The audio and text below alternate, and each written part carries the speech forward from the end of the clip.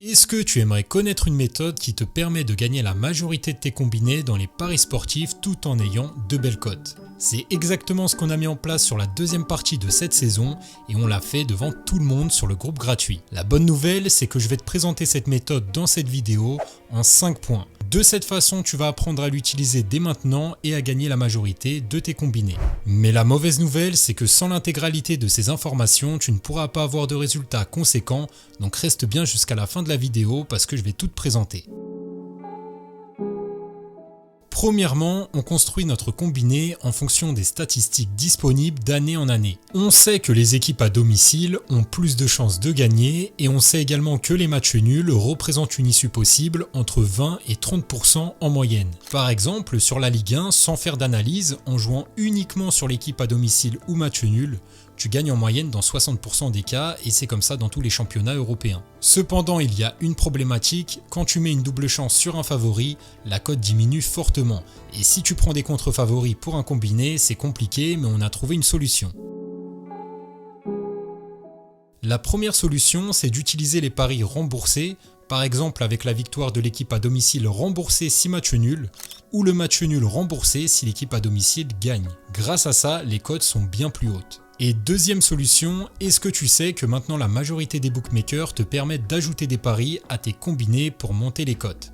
Et la bonne nouvelle, c'est qu'il y a quelques types de paris qui vont augmenter les cotes sans pour autant prendre vraiment plus de risques et on le sait grâce aux statistiques. Par exemple, le plus de 0,5 buts passe dans plus de 95% des matchs en moyenne et le moins de 5,5 buts également. Et ça, c'est sans faire d'analyse. Donc en sélectionnant les bons matchs, simplement en regardant les statistiques, tu augmentes la cote en ajoutant très peu de risques. Mais ce n'est pas terminé.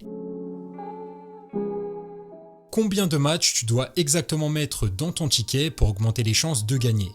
En théorie, avec cette méthode, tu peux mettre autant de matchs que tu veux, comme dans tous les combinés, pour avoir la plus grosse cote possible. Mais en réalisant mes tests, je me suis rendu compte que la meilleure option, c'est 3 matchs, et pas plus.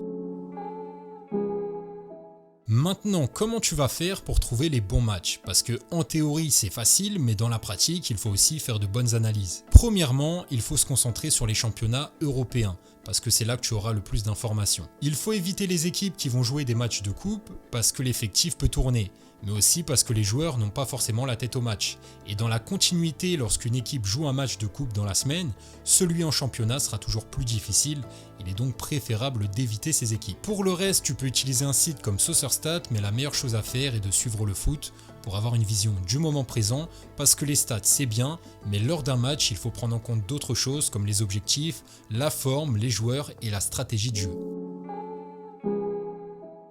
Alors maintenant, tu sais comment faire, mais il va falloir gérer les mises. Et sur ce type de combiné, comme les cotes sont assez hautes, personnellement, j'ai mis la même mise à chaque fois. Mais tu peux également le faire avec des mises évolutives en fonction de l'évolution de ta bankroll. Et si ça t'intéresse, je propose une partie de nos tickets dans le groupe gratuit en description.